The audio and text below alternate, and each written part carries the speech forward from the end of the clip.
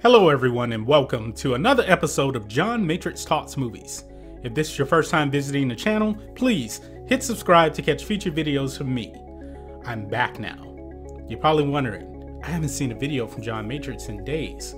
That is because I was on vacation. The last few days of the vacation was pretty busy, but I'm back now.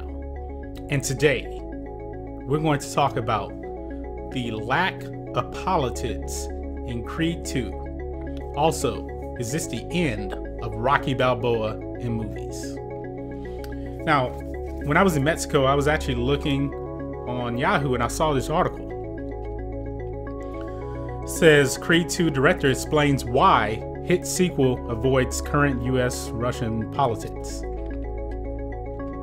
Now, it starts off, it says, with award season upon us, many of the films hitting theaters come served with a side of socio-political messages on topics from race relations to LGBT issues to drug addiction.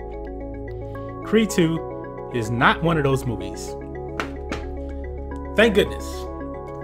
I do not want to see your politics in movies. It does no justice to anybody. Nobody wants to see that. I wish some of these newer movies coming out will stick to that game plan. And Sylvester Stallone, he wrote this movie. He didn't direct it. And apparently it wasn't a big deal. Now, Stephen Cable Jr. directed it. And this is what he had to say. Thankfully, Sly didn't even want to do that. Cable said of Stallone, very much still the key master to the extended universe. Who not only surprised his role as Balboa, but also co-wrote the screenplay and served as a producer on the film. Cable goes on to say, no one really wanted to touch upon that. We've seen so much stuff on the news, and we knew we were coming on Thanksgiving. It was like, what do we really want to feed people? We wanted people to walk away thinking about family and legacy, not necessarily politics. We felt like we were surrounded, almost drowned by what's going on right now. When we started developing the characters, Sly first, there wasn't that element. And when I approached the project, I didn't think it was necessary. There was so much story and love for the project. I think there's a different way to tackle it without using this as a platform to say something. That's what Stephen Cable Jr. said. Sly Stallone wanted no part of politics in movies. And if you actually follow Stallone on like Instagram, he never writes anything political. Like a lot of these crazy Hollywood stars, every single tweet is politics. They have to know that that's going to hurt their fans in some kind of way. Some kind of way is going to hurt their box office performance. Stallone, he never does that. Now, he's also making another Rambo movie. I'm going to see it. I love Rambo. Now, if Stallone did get political, would it kind of affect me going to see his movie? It probably would. If he goes over the edge like a lot of these other people. But you heard it from Stephen Cable Jr. here. It served no purpose to the story. They didn't want to touch on any kind of Russian investigation. First of all, what's going on in Washington right now with Russia and these investigations has nothing to do with Creed and the Dragos. Actually, if you watch the movie, the Dragos are kicked out of Russia. They're in the Ukraine.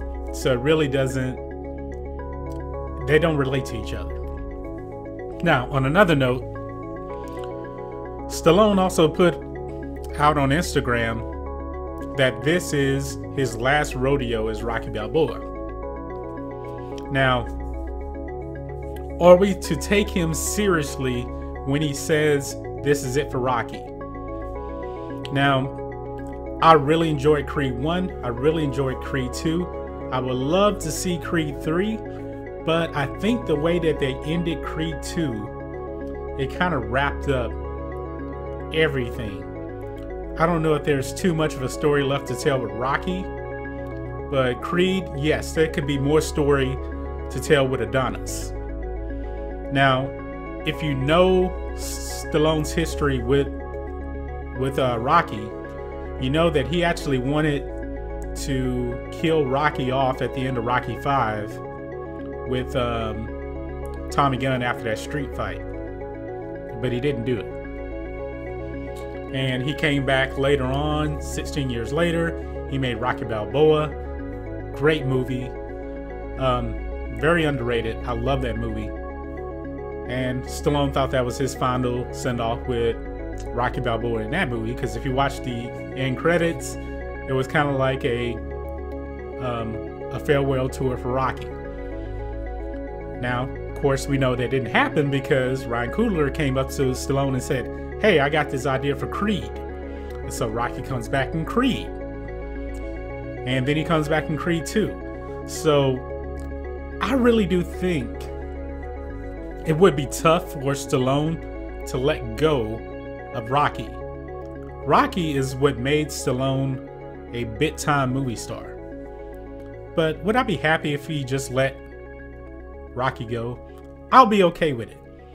But I think a good way to send it off, because if you actually watch the end of Creed 2, you saw Stallone go to Vancouver and meet up with his son after they hadn't seen each other in years. So Adrian's already gone, Apollo's gone, Paulie's gone, and his relationship with his son was fractured, but it got mended at the end of that movie. So maybe they can just have Rocky as like retired and he moved to Vancouver to live with his son. If they're gonna make a Creed 3, I'm fine with that. Definitely would be fine with that. Even though I would love Stallone to come back as Rocky.